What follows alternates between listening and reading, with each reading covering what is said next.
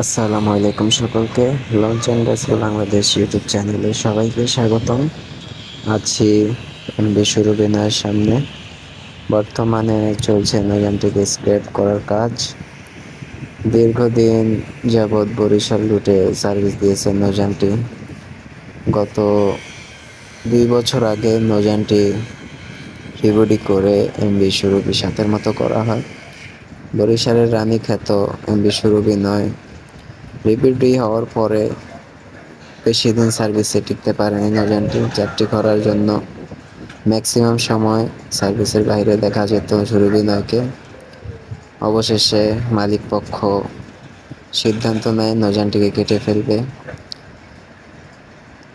এখন চলছে নৌযানটি পুরোপুরি কাটার কার্যক্রম। অল্প কিছুদিনের ভিতর সবার মাঝ থেকে একেবারে চিরতরে হারিয়ে যাবে বরিশালের রানীখ্যাত এমভি সুরভি 9 লঞ্চটি।